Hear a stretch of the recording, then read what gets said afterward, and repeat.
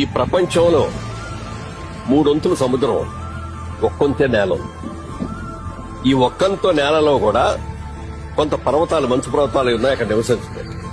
కొన్ని ఎడారులు ఉన్నాయి, వాటర్ ఉండదు, అక్కడ నివసించలేదు. ఇక నివసించడానికి ప్రదేశం ఉన్నది చాలా తక్కువ, 20% ఉంటుంది, అంతకంటే ఎక్కువ ఉండదు. ఈ 20% కి సంవత్సరం జనాభా విపరీతంగా పెరిగిపోతున్నారు ప్రపంచం మొత్తం మీద, మన దేశమే కాదు, అన్ని చోట్ల. రాబోయే రోజుల్లో జనం విపరీతంగా పెరిగిపోయి సైట్స్ తగ్గిపోతాయి. సో ల్యాండ్ కి విపరీతంగా గిరాకీ వస్తుంది రాబోయే రోజుల్లో అని ఒక ఆలోచనతో నేను సంపాదించిన ప్రతి పైసా రియల్ ఎస్టేట్ మీద పెడుతున్నాను, మొత్తం ప్రాపర్టీస్ కొంటాను అన్నట్టు. అప్పుడు నాకు అనిపించింది, అబ్బా వెరీ సింపుల్ చెప్పింది. అందరికీ తెలుసు సముద్రం ఎక్కువ ఉంటది, ఇది ఉండదు, ఇది అనేది.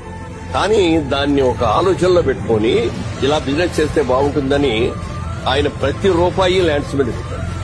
అంటే ఆ రోజుల్లో ఎకరం 5,000 రూపాయలు పెట్టుకుంటా, ఎకరం 50 కోట్లయి. ఈ ప్రపంచంలో 3